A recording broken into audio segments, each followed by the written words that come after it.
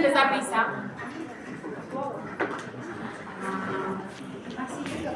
Pero es muy importante que el día del examen colaboren conmigo, ¿sí?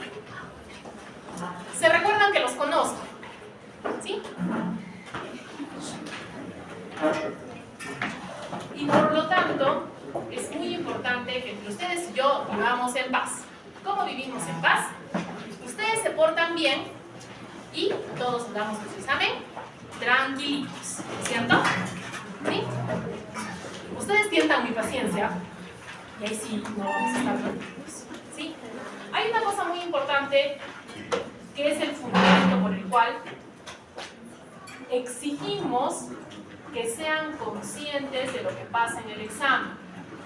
Jóvenes, para quienes están haciendo la tutoría conmigo, cuando yo les hablo del examen del ENAM, hoy día vamos a ver lo que corresponde al examen de residencia, quien quiere se queda, no hay ningún problema. Viene la policía y la fiscalía. Si tú te vas a poner en plan, yo tengo derecho a tener mi teléfono y quiénes son para quitármelo, vas a terminar en la fiscalía. ¿Por qué? Porque el compromiso de los médicos en general es contra el plagio, ¿sí? Y todo ser humano, consciente y responsable, sabe que cumplir la ley hace que uno sea un ciudadano de bien, ¿sí? O sea, quien se pone a reclamar por todas estas medidas es que no tiene ni peregrina idea de dónde está parado. Porque ya les digo, en el examen tú te pones en plan, yo tengo derecho a tener mi teléfono, ¿quién me lo va a cuidar? Cuando las normas decían no puedes venir con teléfono, aparte de que el teléfono se va a quedar y si se pierde su problema, vas a terminar registrado por la fiscalía y la policía. Así que, ¿es necesario llegar a eso? No, hay que leer las indicaciones y cumplirlas, ¿no es cierto? Y vivir en paz con la humanidad y saber que las cosas se hacen por algo. Jóvenes, se ha descubierto gente desubicada que quería colaborar con esto de plagiar en el examen del ENAM. Fueron un grupo, lamentablemente, de personas que habían estudiado medicina y gente que estaba graduada y se les quita el título. No puedes ejercer medicina nunca más en el país. 7 años de la vida, como mínimo, porque lo normal es que el 50% de los estudiantes pierdan un año por motivos de desaprobar. Pues 8 años de la vida tirado solamente por la... ¿Cuál sería el término para alguien a quien se le explica cómo son las normas y no quiere obedecer? Berrinche, inmadurez, tontería. O sea, ¿cuál es el término?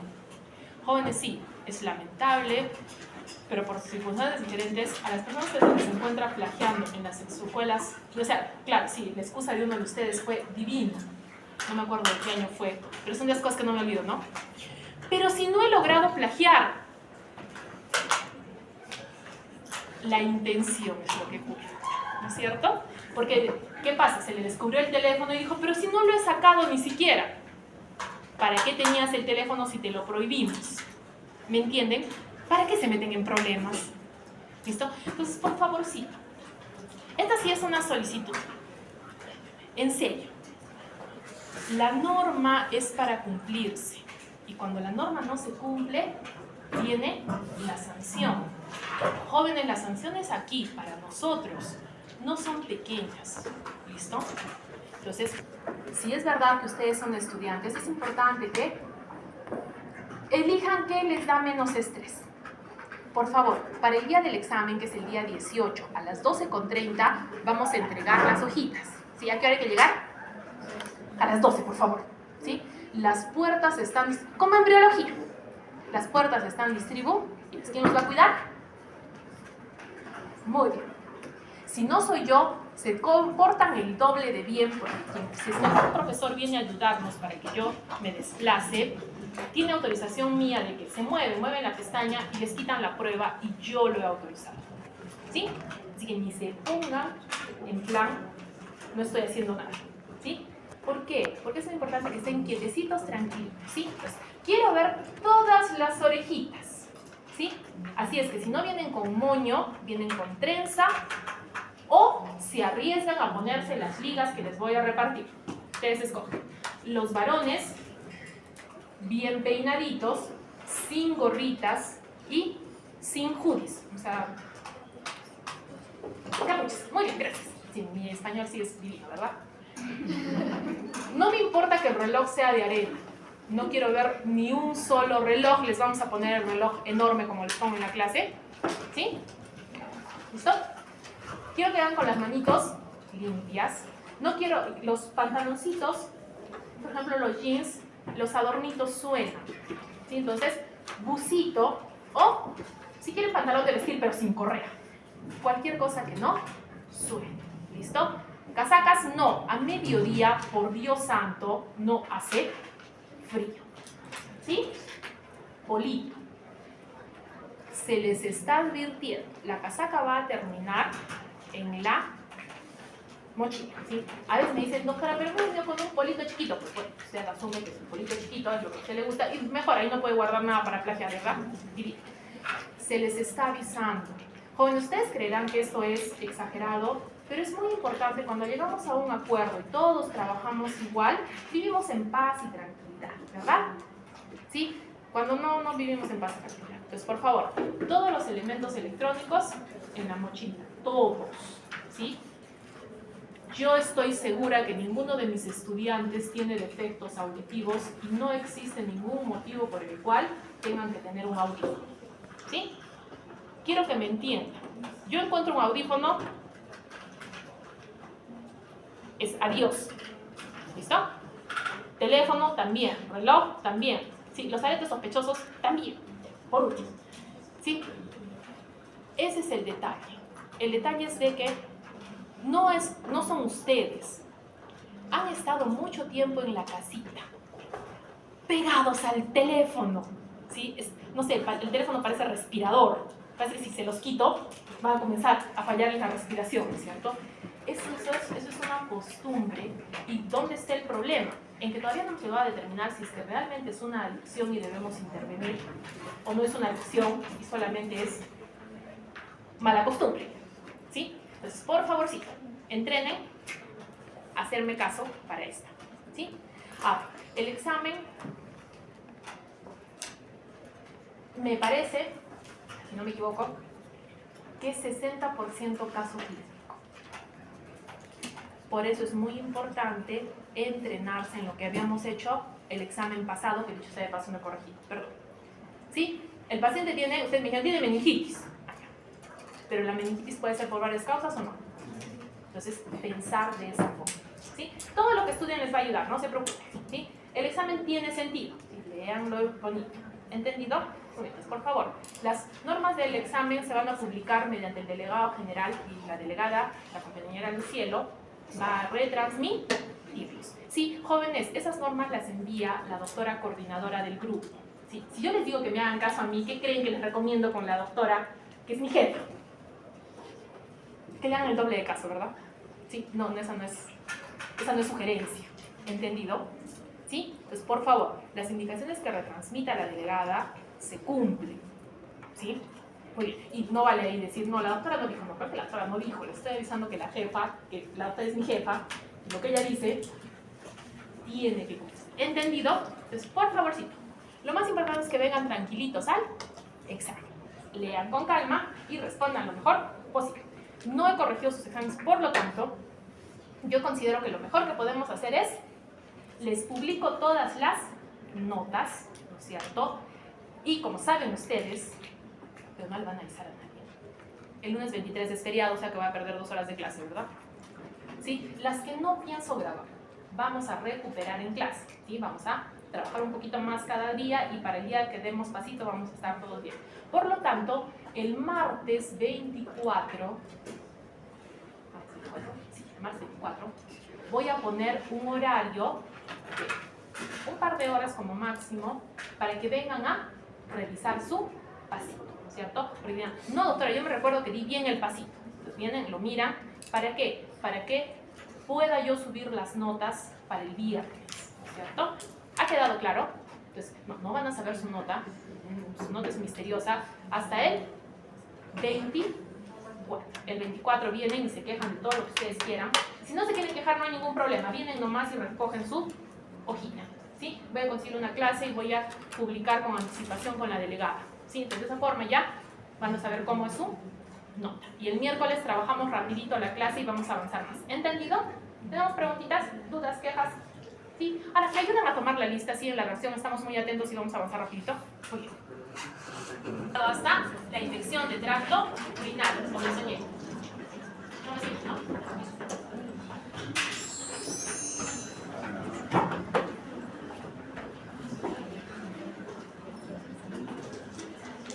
Un favor. ¿Ya les he contado lo del sistema inmune en teoría? Sí, ¿no es cierto? De que el sistema inmune no reconoce a los patógenos. ¿Listo? ¿Cuándo es que el sistema inmune se entera que las bacterias son malas? La primera vez que la bacteria ingresa en el cuerpo y ataca al paciente. Es por eso que estas infecciones que estoy hablando de E. coli son muy severas en los bebés. Los bebés no saben que la E. coli es mala y por eso la E. coli se dice mina y puede inclusive matarlos mediante una sepsis, ¿no es cierto? Es malo que les dé meningitis, es peor que les dé sepsis, ¿entendido? Y también ya les conté qué pasó la primera vez que se comieron una E. coli. Se enfermaron, ¿listo? Eran pequeñitos, les da vómito, les da diarrea, pero en ese momento el sistema inmune aprende que se puede defender de la E. coli. Y entonces ahorita todos viven con su E. coli tranquilos y felices. Sí, y todavía le aumentan E. colis, ¿no? Cuando se antojan del sándwich de la esquina y le ponen ensalada y todas las cremas, y entonces ¿se han comido unas E. coli? Sí, pero como el sistema inmune ya sabe que hay que controlarla, las elimina y no se enferma, ¿entendido? Por eso es que el sistema inmune es tan importante, por eso la inmunología es tan importante, ¿entendido? Muy bien, entonces vamos con la infección de tracto urinario. Lo primero que va a suceder en este caso es que te tiene que tocar una bacteria mala. ¿Cómo sabemos que es una bacteria mala? Por los pilis que posee. ¿Listo? Los pilis o fimbrias de tipo AF1 y AF2, AF3 son los que tienen mayor adherencia y es por eso que van a poder llegar a las células, sobre todo en primer lugar, de la uretra y de ahí van a subir hacia la vejiga. El tracto urinario superior se refiere al riñón. ¿Listo? Entonces ustedes toman la distancia desde el riñoncito hasta la uretra, es bastante. ¿Sí? ¿Eso qué significa? Que son varios días que el paciente no ha recibido tratamiento. ¿Y esto por qué es importante? Porque el tratamiento en el caso del riñoncito es indispensable. ¿Listo? Entonces, el antígeno acá corresponde a la cápsula de E. coli y también va a ayudar a que esta cepa sea patógena. La hemolicina 1 ya, que habíamos dicho que con el agar sangre va a causar beta-hemólisis, en este caso va a dañar a varios tipos celulares, incluidos a los del sistema inmune, y este sistema inmune va, mediante citocinas, incrementar la respuesta inflamatoria. Esta respuesta inflamatoria muchas veces es responsable del daño final. ¿Por qué la infección de tracto urinario es tan peligrosa?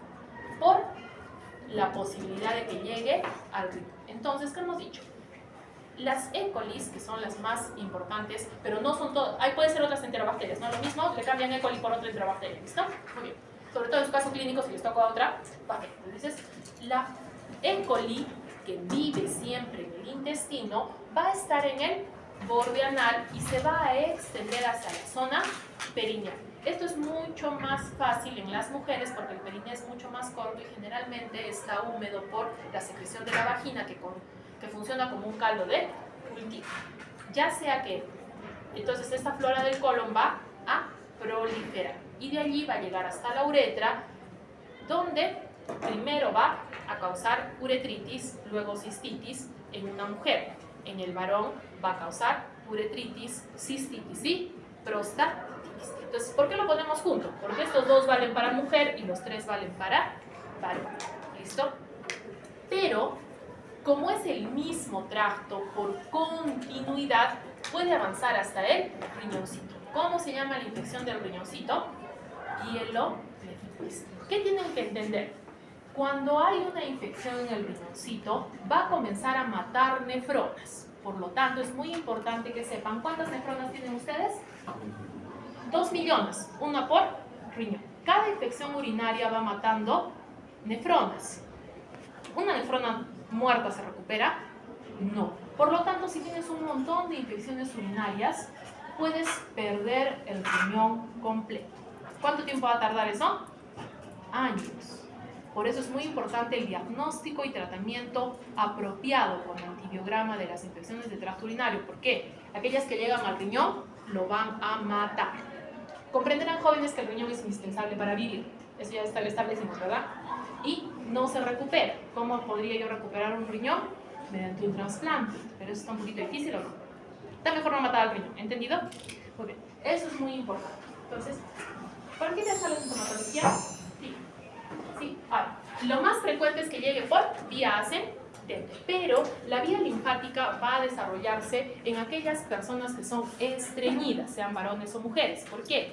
El estreñimiento hace que las bacterias pasen del intestino hacia la vía linfática y es más fácil que lleguen al riñón. Y por vía hematógena, si es que la bacteria ha llegado a la sangre, ¿sí? Porque se acuerdan de que hay muchas formas de que esto ingrese. Entonces, a veces el paciente nunca tuvo molestias en la vejiga, de frente se fue la infección al riñón.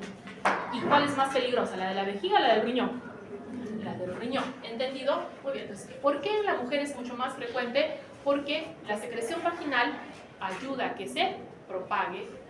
La uretra femenina es muy chiquitita y es más fácil que ascienda. Ahora, esto de la actividad sexual, aquí es el momento de la vida donde todos nos van a venir a contar, por favor, que el inicio de relaciones sexuales suele ser un factor de riesgo para que una mujer tenga infección de tracto urinario. ¿Por qué? Durante las relaciones sexuales va a incrementar la probabilidad. Donde todas las situaciones son ideales y maravillosas.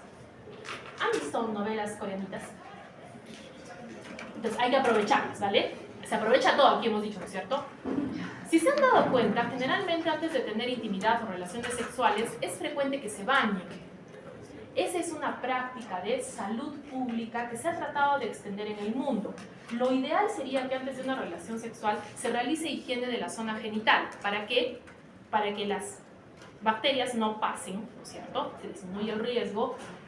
Pero obviamente en toda la parte oriental se ha puesto como que bañarse es necesario antes de una relación sexual y esto está impulsando la disminución del traspaso de infecciones, ¿no es cierto?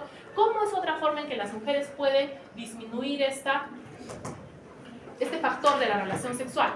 Que tomen líquido antes de las relaciones sexuales. ¿Para qué? Para que luego, al momento de eliminar la orina, puedan arrastrar las bacterias que hayan podido pasar. Ahora, ¿qué pasó con la gente joven? Creo que esto lo vamos a tener que tratar cuando hagamos en algún momento. Mucha gente joven cree que porque una mujer toma agua y posteriormente a una relación sexual va a eliminar orina al baño, no se va a embarazar. ¿Listo? Sí es un mecanismo de prevención, pero no previene el embarazo. ¿Verdad? ¿Qué es lo que previene?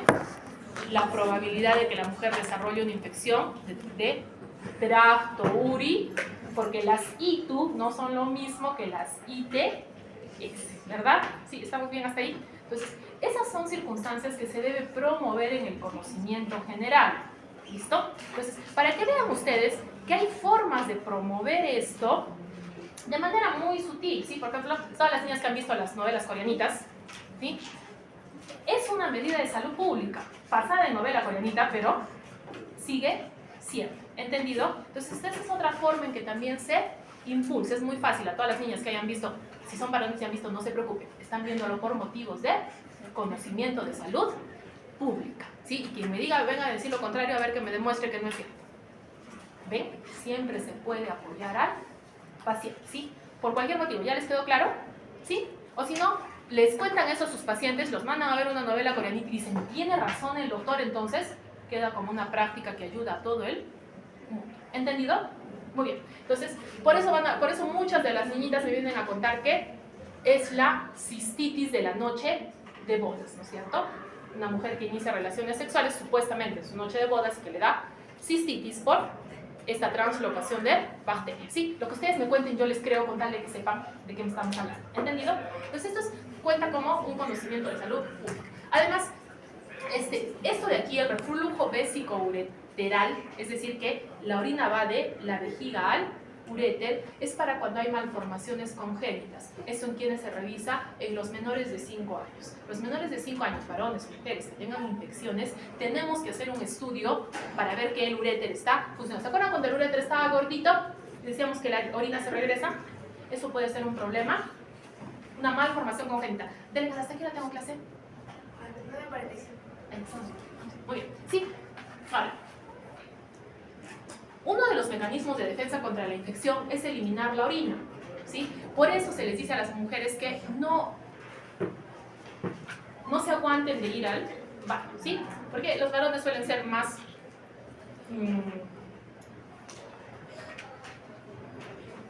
los sensibles. No, un segundo. Tienen ganas de ir al baño y se salen, ¿no es cierto? Sí, las niñas son las vergonzosas que andan aguantando ahí bailando en el asiento, ¿sí? No sé por qué. Por diferentes motivos, muchas veces son culturales, y eso a qué impide que la eliminación de la orina funcione efectivamente para eliminar a las bacterias, y las bacterias llegan a la vejiga. Cuando las bacterias llegan a la vejiga ya son más difíciles de eliminar. ¿Entendido? Entonces, es muy importante esto del vaciamiento vesical. En los varones ya habíamos establecido que a partir de los 50 años se produce la hipertrofia de la próstata, y le va a pasar a todo el mundo, y por eso es muy importante que se examinen y se hagan tratar. ¿Por qué? Por ejemplo, eso hace que la orina se quede retenida en la vejiga. ¿Esa orina es más fácil que se contamine por las bacterias? Sí. ¿Entendido? Muy bien. Sí. Entonces, ¿qué? La orina es eliminar la orina es una forma de cuidarse. Y sobre todo, hemos dicho, la higiene. ¿Sí? ¿Por qué? Porque sobre todo cuando el paciente realiza deposición, las bacterias van a quedar pegadas en el borde anal y van a poder desplazarse hacia el perineo, ¿cierto? Entonces, ¿qué es lo que se recomienda? Que en el momento que se realice deposición, lo ideal sería lavar la zona con agua para que ninguna bacteria quede por ahí. Esto es un consejo muy importante para las mujeres que ya han sufrido alguna infección urinaria. Significa que están en riesgo de sufrir más infecciones urinarias. Más infecciones urinarias, mayor probabilidad de que el riñoncito se dañe. Entonces, por ejemplo, eso funciona mucho con las señoras mayores. Las señoras mayores que ya tienen infecciones urinarias de repetición, es muy importante que se realicen una higiene completa. Y lo que se trata es de que las personas jóvenes también se acostumbren. ¿Para qué? Para que no sufran infecciones urinarias y no pierdan el riñón. ¿Qué otro factor de la orina? El pH de 5.5 elimina el crecimiento de muchas bacterias y no estaríamos más arruinados. Y como la orina está concentrada, esa osmolaridad también impide el crecimiento bacterioso. ¿Qué palabritas nuevas hemos aprendido? Cistitis, que es la infección de la vejiga urinaria, por favor, ¿sí? Bien. Entonces, aquí, ¿cuáles son los signos y síntomas específicos? La paciente va a tener ardor al momento de eliminar la orina. ¿Qué más? Va a tener ganas de ir al baño cada ratito. El dolor urente o quemante o que te pica al momento de ir a orinar se llama disuria. Ir al baño cada ratito se llama polaquiuria. Entonces, disuria, polaquiuria son los síntomas. Eso viene al examen, ¿no es cierto? Si tengo mi paciente que dice, paciente con disuria, polaquiuria, ¿qué tiene? ¿Y cuál y tú? Ahí vamos. Entonces, aquí hacemos el examen completo de orina, donde en la tira reactiva, ¿qué habíamos dicho que? ¿Quién me dice? Por un puntito. La presencia de nitritos. De nitritos, ¿no es cierto? En la tira reactiva, ¿sí? ¿Qué estoy sospechando? Entonces, tú eres Carol y apellidas. ¿Ok? Vamos a aprovechar esto también para ganar puntos. Carol ya ha participado, ya no la dejamos participar, ¿verdad? No, de los sábados se cae. Por favor. Butrón también. No, tú todavía no eres. Porque ya cumplieron su cuota, ¿no es cierto?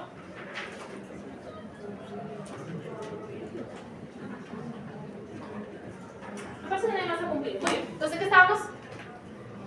La tira reactiva me ayuda, ¿no es cierto? Va a haber nitritos y el sedimento que me va a evidenciar. De cuando hicimos examen de orina con la manita levantada, ¿qué? La presencia de cristales. No, eso es un palabra. La presencia de leucocitos. ¿Y? Muy bien. ¿Tiene que haber leucocitos en la orina? No. ¿Tiene que haber bacterias en la orina? No, no debe haber. Porque recuerden ustedes que para que tú veas algo en el microscopio, tienen que ser miles de bacterias, ¿sí? Si una bacteria se te pasó de la piel, no la vas a mirar, porque está solita por ahí perdida, ¿verdad? ¿Apellido? Gutiérrez. ¿Cuántos leucocitos tiene que haber, señorita Gutiérrez, para que esto sea infección urinaria? Por eso, más de 100. ¿No es cierto, señorita Gutiérrez? ¿Eres Noemí? Vamos a decir Noemí. Muy bien. Entonces, ¿qué va a decir el caso clínico, criaturas del Señor? Disuria, polaquiuria, nitritos positivo, leucocitos 10 a 20 por campo y bacterias 1, 2 o 3 cruces. ¿Qué tiene la paciente?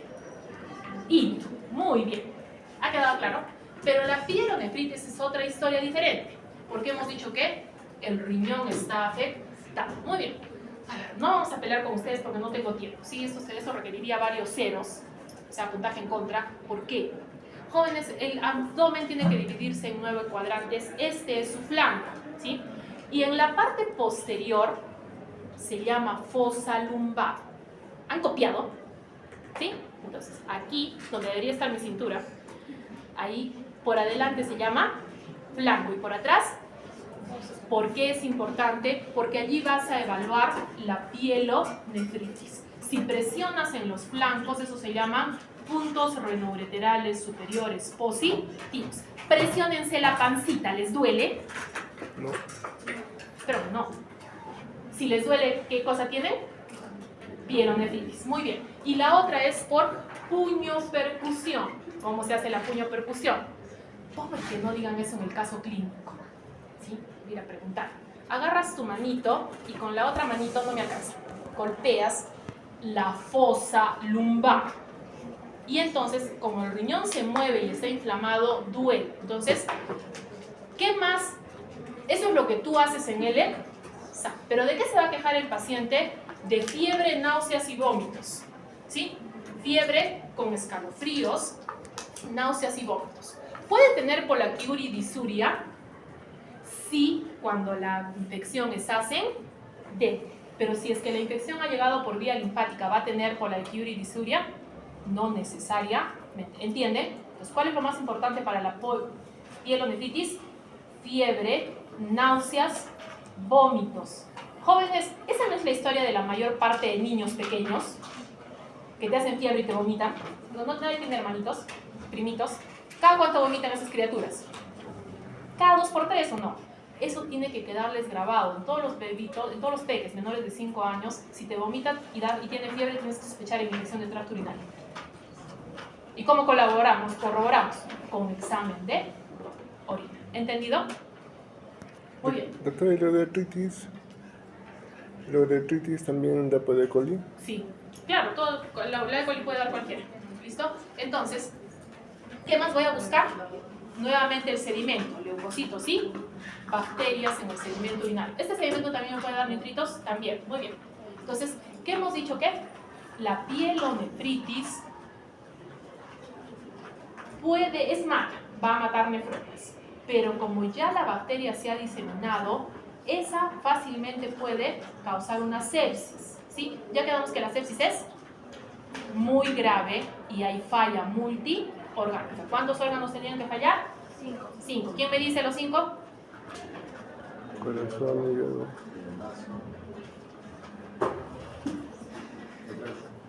Tú tienes 2 puntos, pero quédate ahí.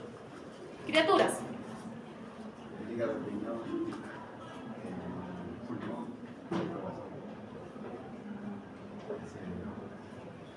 Fuerte, Mendoza. En orden de preferencia, ¿no es cierto? ¿En qué orden van, niños? Primero es el pulmón. Con eso tienen que saber, es de las cosas que sirven para la vida. ¿Listo? La sepsis o falla multiorgánica es primero el pulmón, luego el corazón, luego el hígado, luego el riñón y por último. ¿Sí? ¿Y se mueren después de eso? En un 80% de las personas. Por eso decir sepsis, o sea, por eso cuando ustedes en el caso clínico dicen, ay, pues que tenía sepsis. ¿Y cómo está? Ay, no sé. ¿Entendido? ¿Ha quedado claro? Entonces, para que sepan la magnitud de las palabras que utilizan. Entonces, ¿qué cosa tenemos aquí con los factores de virulencia? La capacidad de formar enfermedad grave, ¿no es cierto? Entonces hemos dicho el pili. ¿Qué más? El pili es para la que causa ito. Ahora, hemos dicho que las E. coli son un montón. Vamos a ver que las E. coli tienen cepas patógenas, porque todas ustedes tienen E. coli. ¿Alguno de ustedes tiene internamente una cepa patógena? Gracias. No tienen una cepa patógena porque las cepas patógenas llegan y causan enfermedad. Por eso no es bueno comerse nuevas E. coli. ¿Listo? Les estoy avisando. Si ustedes dicen, ay, no me como el sándwich en la esquina aunque sea sospechoso, vale. Si es una E. coli que ya conoces, te vas a defender. Pero si es una E. coli patógena, te vas a enfermar.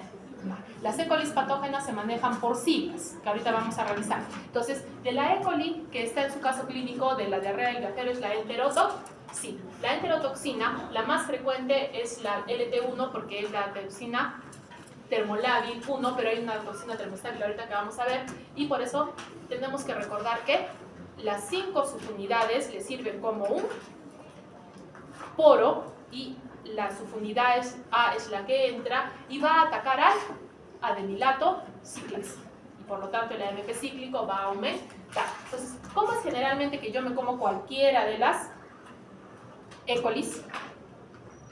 Por contaminación del agua y a los alimentos con heces de quienes, otros humanos o también los mamíferos. Muy bien. Entonces, por ejemplo, ¿quién es responsable de la diarrea del viajero? La E. coli enterotoxigénica. ¿Quién es responsable? La E. coli enterotoxigénica. Y es la misma que causa diarreíta en los niños y lactantes. ¿Por qué? Porque no conocen a la E. coli enterotoxigénica. Entonces la comen y se enferman. ¿Ustedes se comen una E. coli enterotoxigénica y se enferman? Con menor probabilidad porque ya se la comieron varias veces, ¿no es cierto? Todos son sospechosos, podemos considerarlo como vacuna. Tenía E. coli enterotoxigénica y ya saben defenderse. De las otras saben defenderse, espero que no porque son más malas. ¿Listo? Entonces, la primera de las E. coli es la Enterotoxigénica. es al revés, porque esto es inglés. Enterotoxigénica es Escherichia coli. Generalmente solo utilizamos las siglas. Entonces escribimos ETSS y se supone que ustedes ya saben de qué va la historia. ¿Entendido? Muy bien.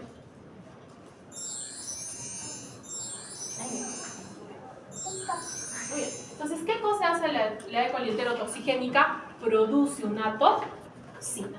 Estos de aquí, ¿ven las bolitas? ¿Dónde son las bolitas? Sí, en su dibujito aquí tienen bolitas, ¿no es cierto? Esos son los enterocitos. La E. coli enterotoxigénica no va a atacar a la célula, simplemente se va a agarrar de un cantito y va a lanzarle la toxina. ¿Qué toxina? La termolábil y la termoestable. La termolábil ataca al AMP cíclico y la termoestable al GMP cíclico. ¿Por qué hacemos hincapié en esto? Porque si el AMP cíclico da diarreíta, unido con el GMP cíclico, da el doble de diarrea. ¿Listo? Entonces, ¿qué va a tener el pacientito? Diarrea líquida. Esto es muy importante. Si la E. coli está ahí afuera, ¿va a causar fiebre? No, si no llega al sistema inmune. ¿Entendido? Entonces, este pacientito que tiene dolor abdominal, puede tener náuseas, puede tener vómitos, sí, va a tener deposiciones, primero sueltas y luego completamente líquidas. ¿Listo? Eso les pasa a todos los pequecitos. ¿Y a quiénes más? A los pacientes que vienen de un área donde no hay E. coli en las verduras, se comen el sándwich con ensalada de cebolla y crema, así, fuera. ¿Listo? Muy bien. Ahora, ¿por qué es importante el periodo de incubación, jóvenes? ¿Quién me dice cuánto dura la intoxicación alimentaria con su manito levantada? No, María José, ¿te puse el punto? No. 24 horas. Muy bien. La intoxicación alimentaria es por toxina preformada. ¿Quién es responsable de la intoxicación alimentaria, María José? Este es lo que puso. Muy bien. Entonces, muy bien, María José, ahora sí, quietecita. Arismendi, ya te puse punto. Por favor, no me marees. Sí, la gente que ya le puse punto. Sí. ¿Está bien? Es muy importante, ¿sí? Porque tú le dices, desde que comiste la comidita sospechosa hasta que te pusiste mal, ¿cuánto tiempo pasó? No, me comí en el almuerzo y para la tarde ya estaba mal. ¿Ese paciente se va a complicar? ¿Le va a pasar algo? No, se comió la toxina. Y el pacientito que te dice, no, ayer fue que me comí en el almuerzo y hoy día me comencé a sentir mal, ese tiene silabacteria. ¿Entendido? Muy bien. Y entonces, si lo dejamos al paciente tranquilo, en 3 o 4 días se le va a pasar. Pero un paciente que viene de visita, ¿cuánto tiempo viene de visita? Un par de días, entonces no se va a pasar estaría enfermito, ¿no es cierto? Muy bien. Entonces, esto es muy importante, de que hay dolor abdominal y la diarrea es de tipo acuosa. ¿Con fiebre? ¿Sin fiebre? Sin fiebre. Muy bien. Pues vámonos con la siguiente. La enteropatógena. Entonces, la enteropatógena va a tener un pili tipo BFP y la intimina es una adesina más fuerte. ¿Listo? Entonces, ¿esta qué va a hacer? Va a atacar a la celulita. ¿Eso ya es un cambio o no? Entonces, ¿por qué? Le pega. Sí, le ataca directamente y entonces la celulita se va a morir. ¿Por qué? La enteropatógena sí trata de invadirla, pero solo a la célula. ¿Eso ha quedado claro? Solo a la célula. Se mete a la célula ahí. Esto se va a expresar como moco. Cuando la deposición tiene moco, generalmente ahí están las celulitas que se murieron. Entonces, ¿la enteropatógena está peor que la enterotoxigénica o no? Por lo tanto, esta sí va a tener fiebre. También es más frecuente en los niños porque se andan llevando todo a la boca y no se lavan sus manitos. Se parece a la otra diarrea. ¿Dónde están las diferencias? En la fiebre y que va a aparecer moco en la deposición. ¿Qué es lo más frecuente? Que te traigan el pañal del bebé y la mamá te diga, mire, acá ve el moco. Entonces tú dices, sí, claro, vemos el moco. Y de hecho ese pañal se puede aprovechar porque si a ese moquito le haces los exámenes de diarrea, te va a dar positivo. Entonces ya tienes la confirmación. ¿Entendido? Entonces, ¿está peor o no? Sí, está peor. ¿Cómo se llama? Enteropatógena y sí ataca a la célula. Muy bien. Luego tenemos a la enterohemorrágica que está mucho peor. La enterohemorrágica tiene su nombre propio. Esta es la cepa que causa SHU, ¿no es cierto? Que es la O157H7. Esa hay que saberlo por así. Entonces la E. coli enterohemorrágica es la O157H7. Muy bien. Entonces, ¿cuáles son sus factores? El pili le va a ayudar a adherirse junto con la intimina, pero paso 1 va a atacar con su verotoxina. Ahora, jóvenes, esto sí es un shock. Entonces, entiéndame. El nombre que le pusimos a la toxina que produce E. coli es verotoxina. ¿Cuál es su nombre, digamos, más fácil de entender? Similar a Shiga, y en algunos casos no la traducen y se llama Shiga Light. Es lo mismo, estamos hablando de la misma toxina. Pero no me pueden venir a decir que la E. coli produce toxina Shiga. ¿Por qué? La toxina Shiga es de Shigella. ¿Se parecen y funcionan de forma parecida? Sí. ¿Son lo mismo?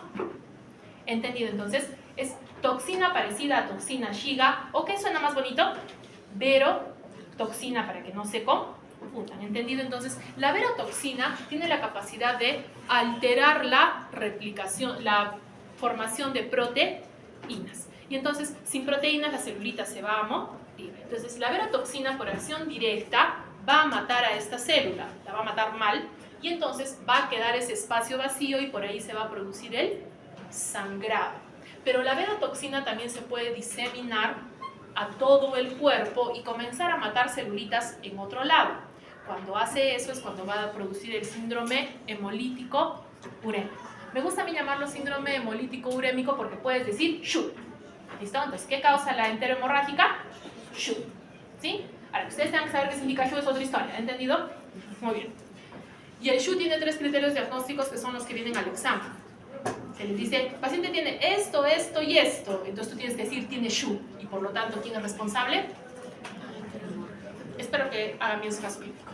¿Sí? Ahora, ¿por qué es importante esto, jóvenes?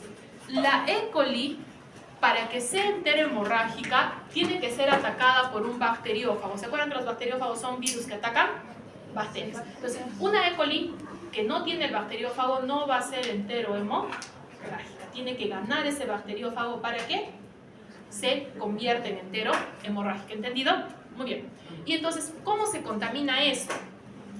La carne puede contaminarse también con heces de las propias vaquitas, ¿sí? Ahora, ¿Por qué se pone en hincapié las hamburguesas? Las hamburguesas tradicionales, si es que alguna vez las han cortado, en el centro son más rosaditas. ¿En la parte del centro están bien cocidas? No. Y eso también pasa con las parrilladas, que en el centro están mal cocidas. ¿Listo? Ahí ha sobrevivido la bacteria. Sí. ¿Listo? Entonces me dicen, doctora, ¿tenemos que dejar de comer parrilladas? No, teóricamente tendríamos que cuidar que la carne no esté contaminada con bacterias antes de que llegue a la parrilla, y ahí sí, teóricamente. Pero si no está segura si la carne está 100% sin contaminar, pues sí, la carne mal cocida hace que la bacteria esté viva y llegue al intestino, ¿entendido? Entonces, muy bien. Entonces, cuando hacen este caso clínico es frecuente eso, que se fue a comer parrillada y ya. Entonces, seguimos con la entera hemorrágica. ¿Cómo se llama la cepa de la entera hemorrágica? Perotoxina. O 157H. Esas son de las cosas que tienen que acordarse de por vida. Mentira, hasta que aprueben el examen de residencia. En 12 años.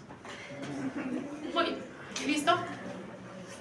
Por lo menos por 12 años, ¿sí? Eso es a lo que me refiero. Quien esté tratando de aprobar el examen es muy bueno. Acuérdense que mucho de este conocimiento tiene que durar bastante tiempo, así que es bueno que estudiemos. Va a tardar 3 a 4 días y comienza con diarrea acuosa. Por eso a veces se confunden y dicen, no, esta cosa se va a pasar sola. Pero un día después aparece diarrea sanguinolenta y entonces ahí sí sabes que estás en problemas. ¿Listo? Por eso es preferible tratar las diarreas apenas se producen, ¿no es cierto?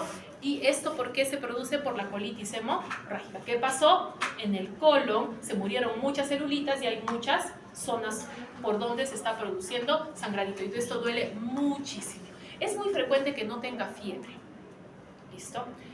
Entonces, eso todavía llama la atención porque el paciente tiene mucho dolor, tiene sangre en las heces, pero no tiene fiebre. O sea, todo se concentra en el dolor de la barriguita, ¿sí?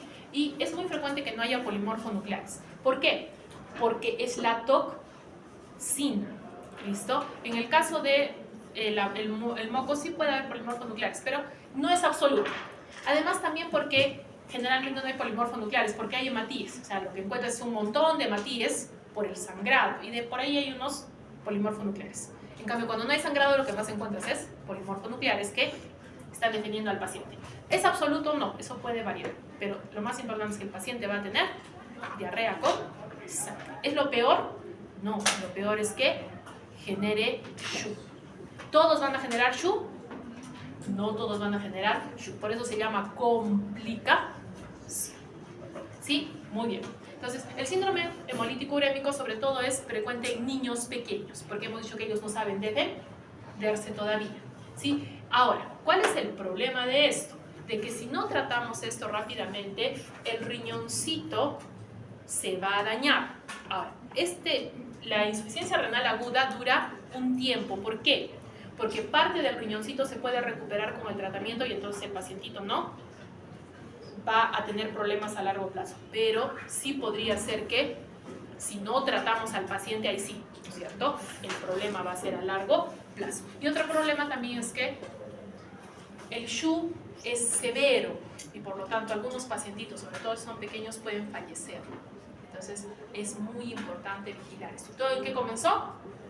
En una diarrea, ¿no es cierto? Y en comer cosas pero el problema de los niños es que ¿cómo les decimos que no coman cosas sospechosas? Entonces, ¿qué pasa con la toxina Shiga? Que ella va a causar diarrea, pero si es que esta toxina Shiga, hemos dicho que causa diarrea porque va a atacar primero a la célula intestinal, pero si se hace sistémica, esto es muy importante, el gangliósido GB3 es un receptor que le permite a la bacteria unirse. Entonces la enterotoxigénica tiene casi como un lugarcito donde quedarse, entonces es más fácil que comience a atacar, ¿sí? Entonces va a haber daño de los glóbulos rojos y eso es todo lo que da. Entonces, síntoma, anemia hemolítica microangiopática, ¿sí? Ya saben qué es anemia hemolítica, ¿no es cierto? Hay disminución de los glóbulos rojos porque se están rompiendo. Vamos a tener inflamación del páncreas y el corazón cuando la situación está más grave. Lo más frecuente es que el daño sea renal y lleve a insuficiencia renal aguda. Y lo peor es que llegue al sistema nervioso central y el paciente está en riesgo de morir. ¿Qué estoy haciendo, saben? Estoy yendo hacia abajo.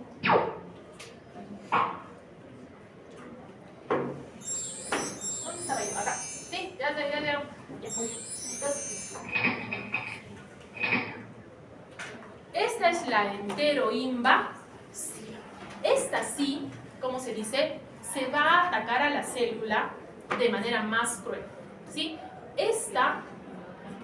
Estos genes para la invasión están en un plasma. ¿Listo? Entonces, por eso es que estas bacterias son peligrosas, porque no solamente tienen su cromosoma, sino tienen este plásmido especial. Y entonces, inicia también con diarrea acuosa y va a volverse disentería. ¿Qué cosa es disentería? Es con sangre. ¿Listo? ¿Y cómo sé si es esta o la enterohemorrágica? Pues está difícil, hay que hacer las pruebas. ¿Listo? Entonces, por eso es que no todos los pacientes que tienen hemorragia en las heces van a generar SHU, porque a veces es otra bacteria. Los dos tienen este problema del sangrado, ¿sí? Igualito comienza con diarrea acuosa. ¿Qué cosa se define como disentería? Es el dolor abdominal intenso acompañado con deposiciones que tienen sangre. Eso es disentería, ¿sí? Y en esta disentería por la enteroinvasiva sí vamos a tener eritrocitos y leucocitos muy abundantes. En la enterohemorrágica generalmente hay más eritrocitos, ¿no es cierto? Pues ya esas un poquito le hay que ver. Ahora, nos toca la última, la enteroagrega. ¿Qué estoy viendo aquí encima? Este es una célula, un enterocito. Y todas estas de acá son las E. coli enteroagregativas. ¿Esto parece un enterocito? No, le falta sus penachitos y le falta su arquitectura. Lo que hacen las células, las E. coli enteroagregativas, es hacen esta masa encima y es como que la panan y le quitan su ribete en cepillo. Entonces, ¿por qué le da diarrea al paciente? Porque la comidita está pasando por aquí. ¿Se puede absorber? No. Entonces esa comidita, dice, ¿qué pasa aquí? Por acción física va a jalar agua y entonces eso es lo que va a dar diarrea. Esto se llama diarrea osmótica. ¿Entendido? Entonces, muy bien. Entonces, estas fimbrias van a ser las que le ayuden a unirse. ¿Se acuerdan de las fimbrias peligrosas? La AF1 y la AF3. Estas también están en un plásmido, o sea que esta es una bacteria especial. ¿Ustedes tienen una E. coli enteroagregativa viviendo con ustedes? No, porque su E. coli es normalita y no hace problemas, ¿sí? Entonces, como las bacterias están atrapadas, el intestino se trata de defender ¿con qué? Con un moco. El moco es un mecanismo de defensa. ¿Para qué? Para que se peguen las bacterias y se vayan y sean eliminadas. Y eso va a hacer que se evidencie el moco en la diarrea. Entonces, cuando tú ves, el pacientito no puede absorber porque las microvellosidades han sido aplastadas y este puede ser una causa de diarrea acuosa prolongada en niños, porque si no le doy tratamiento, ¿quién va a matar esas bacterias? Nadie, si el sistema inmune está dentro. ¿Listo? Entonces, por eso hay que darle tratamiento. Entonces, ¿qué voy a hacer cuando quiero hacer diagnóstico de la E. coli? Pues escoger una muestra. Dependiendo de lo que tenga mi paciente, puedo pedir heces o orina. Si es que está ya en sepsis, pido sangre.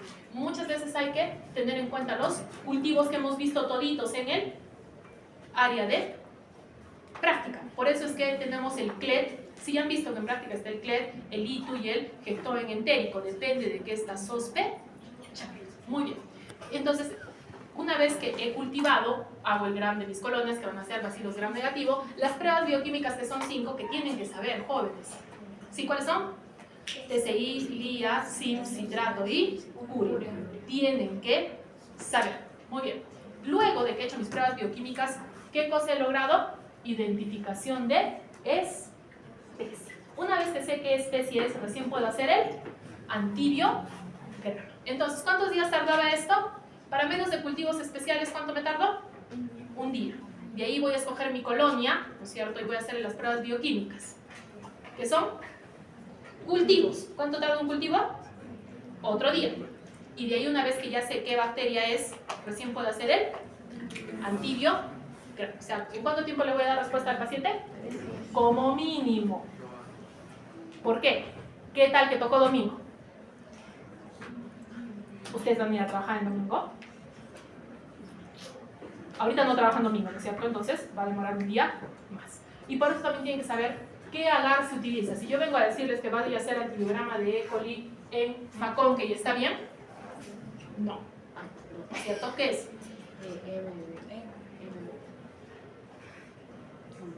¿Cómo se llama? Ahí les va a suceder en el examen práctico. Se les pone la placa ahí, se les dice, lee, interpreta o dime qué agar es. ¿Listo? Muy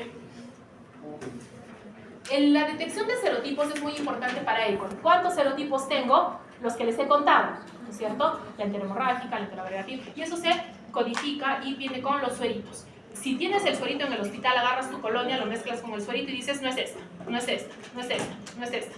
¿Sí? Pero si no, tienes que mandarlo a serotipar, a veces un poquito caro. ¿Qué más? Existen pruebas en las que se puede detectar directamente en las heces la enterotoxina. Si tengo enterotoxina, ¿ya tengo diagnóstico? Sí. Pero si no tienes el kit, bueno. Se pueden hacer otras pruebas que a veces son un poquito costosas, sobre todo porque he dicho que son un montón de E. colis o no. Estas son las más conocidas y para las que tenemos pruebas. Hay unas E. colis que están haciendo daño, entonces como no sabemos qué cosa es, tienes que hacer unas pruebas especiales. Entonces, si mi paciente tiene infección de tracto urinario, ¿qué voy a pedir? Primero el segmento, como había dicho su compañera, más de 5 leucocitos por campo y la presencia de bacterias. Ahora, ¿cuántas colonias, eso sí con manito, tengo que tener en un cultivo de orina para decir que el paciente tiene ITU? No sé si. Muy bien. Pero, ¿qué dice acá? 100.000 unidades formadoras de colonia. Entonces, ¿por qué hacemos eso, jóvenes? Osco, ¿verdad? Es el apellido. En el laboratorio todo está graduado. Nosotros tenemos un ASA que solamente cultiva 10 microlitros. Y entonces nosotros estamos diciendo que hay una unidad formadora que ahora es una bacteria, ¿no es cierto? Si hay 100 colonias, esas 100 colonias crecieron de 10 microlitros. Y si tú haces la regla de 3, hay que multiplicar por 1000. ¿Para qué? Te dé cuántas bacterias tenía por mililitro. X. Jóvenes, si tengo 100.000 unidades formadoras de colonias, ¿cuántas bacterias tengo? 100.000. Si tengo 100.000 bacterias en 1 mililitro de orina, ¿cuántas bacterias tengo en mi paciente? Saben que la capacidad urinaria para que se incentive la eliminación de orina en la vejiga es de 200 mililitros. ¿Cuántas bacterias hay ahí? Muchos millones, ¿verdad? Por eso la infección de tracto urinario se trata. Estás peleando con millones de bacterias. ¿Entendido? Entonces, que quede claro. ¿Cuántas colonias tienes que tener en el cultivo? 100 o más. Eso significa que tienes más de 100.000 unidades formadoras de colonia por mililitro o más de 100.000 bacterias por mililitro de orina. ¿Eso es muchísimo o no? Muy bien. Entonces, ¿qué estamos viendo acá? Tenemos leucocitos y hematíes por montones. Esto, y ven toda la arenita, todo el mundo ve arena aquí, ¿sí? Esas son las bacterias. Entonces, ¿vas a ver una bacteria o dos? No, vas a ver cientos de bacterias. ¿Y cuántas bacterias tiene tu paciente en este momento? Millones. ¿Se va a defender solito? Muy bien. Entonces, esta es orina y esta es orina, donde también están viendo ahí, este por ejemplo es un hematíe. La infección de tracto urinario puede dar sangrado y eso significa que hay mayor probabilidad de que sea una infección alta y el riñón se esté muriendo.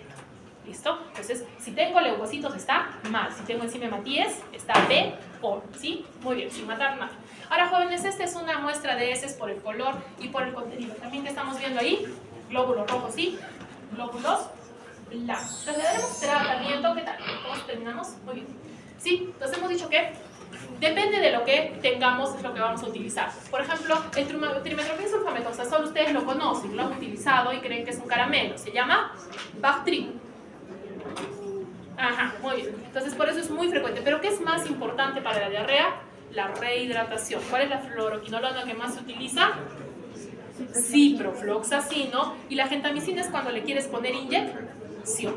¿no es cierto? Para la prevención hemos dicho que es muy importante la asepsia. ¿Qué es la asepsia? Todo lo que hacemos para no transmitir bacterias, lavarse las manitos, ir al baño sin esperar mucho y cosas así.